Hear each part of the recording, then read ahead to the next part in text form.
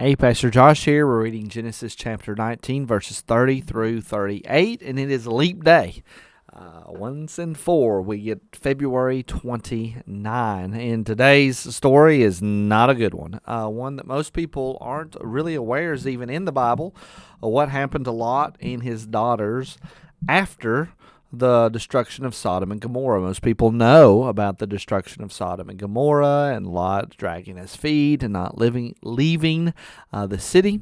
But here we see the detriment of what has happened, what happens to Lot's family because of him living in Sodom, and because of the perverseness and the twistedness that has come into the mind of this family. If you remember, Lot actually offered his daughters to the men who were gathered at the household. They were gathered at the outside the house, trying to get the angels, who they thought were two men, to get the angels to come out so that they would know them in an intimate, perverse way. And Lot thought it would be wise to offer his daughters to them instead of the two angels. Again, the warpedness of Lot's mind, it's just twisted because he has been living in Sodom for so long. Now here we see a continuing outplay of the perverse mindset that has happened because they have lived in the city of Lot, or the city of Sodom. So now Lot went up out of Zoar and lived in the hills with his two daughters, for he was afraid to live in Zoar. Now, if you remember, the angels told Lot, don't go in the cities, go up and live in the hills. And Lot said, no, I want to live in Zoar. There's a little city over there. Wouldn't that be fine? They said, yeah, you can go there. Well, he went there, and he's just so scared now. He's afraid to live in Zoar because Zoar is like a little Sodom. It's like Sodom. They're not much different than Sodom and Gomorrah. And so he's afraid to live there because he's afraid the same thing's going to happen there. So he then obeys the Lord. And isn't that just like us, to not take the Lord at his word the first time? We have to kind of try it out in our own way. And so now he goes to live in the hills. So he lived in the cave with his two daughters. And the firstborn said to the younger, our father is old, and there is not a man on earth to come into us after the manner of all the earth. Now again, this is an attitude for us to put in our minds. We need to understand that the things that we are taught by our families and in our households, if we don't teach these intimate things correctly and well, and not be afraid to talk about them and teach them and to understand God's ways, then ultimately it's going to be twisted. And so these ladies have now gotten together and said, there's no more people on earth, which that's not true. They were just living in Zoar, and there would have been some people there, but they go up to the caves and they're like, there's no one else here. And so since there's no man for us to marry, remember the people that they were going to marry were people that lived in Sodom. They did not believe that God was going to judge the city, and so their future husbands were killed there in Sodom because their future husbands did not believe that God was going to judge. And now they are saying, okay, there's no way for us to have a child. So here's what they do. They come up with their own ways. They come up with a terrible, sinful idea. They say, come, let us make our father drink wine, and we will lie with him, that we may preserve offspring from our father. Sin, terrible sin for them to do. Now notice this is a parallel with the flood story.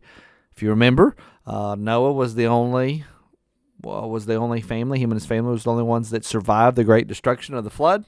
Lot and his family was the only ones that survived the destruction of the fire and brimstone that came down on Sodom and Gomorrah, except Lot's wife did not make it because she turned around because she longingly loved the city of Sodom. And if you remember back to the Noah story, the flood story, after the flood happened, Noah built a vineyard and he made wine. He got drunk on that wine. And so here you got a similar parallel story. Lot is going, because of wine, is going to lead him down a dark path. There is he is open to drinking it, gets drunk because of it. Now, there was some scheming from his daughters on this point, but again, the wine got him in big trouble, and they are coming up with this great plan to have children by their father, that we may preserve offspring from our father. So they made their father drink wine that night, and the firstborn went in and lay with her father. He did not know when she lay down or when she arose.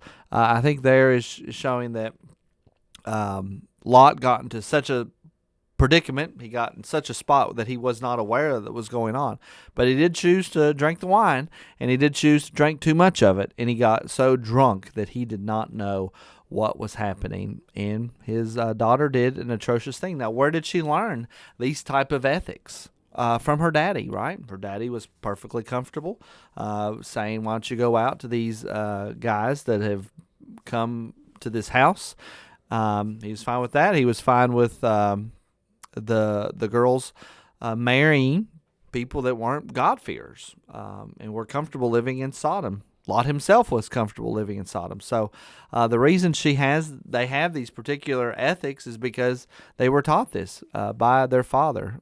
He was okay with it. He didn't go against it. The next day, the firstborn said to the younger, behold, I lay last night with my father. Let us make him drink wine tonight also. Then you go in and lie with him, that we may preserve offspring from our father. So they made their father drink wine that night also. And the younger arose and lay with him. And he did not know when she lay down or when she arose. So again, both daughters have a child by their father. Thus, both the daughters of Lot became pregnant by their father's sin. Terrible, terrible sin. Not the way things should be. The firstborn bore a son and called his name Moab. He is the father of the Moabites to this day. The younger also bore a son and called his name Ben-Ami. He is the father of the Ammonites to this day. Still a continual parallel to the flood story. Noah had this incident with wine, and then if you remember, he cursed Canaan. He cursed Canaan, who would ultimately be a problem nation to the people of Israel. The Moabites and the Ammonites are going to be future problem people to the Israelites when they come into the land. So you got to be careful on what are you being okay with? What are you allowing into your home? What are you teaching your kids? What are you teaching the people around you? Because it will, at the end up biting you right back because you allowed a particular line of thought, a particular permissiveness in your home, and it will grow, and it can, at the end of the day, end up biting you very, very terribly, very, very badly. That's why we have to make sure that we are holding tight to God's commands and direction, and may God give us the grace and the wisdom to do that. I pray that has been a blessing to you all, and I will see you all in the next video.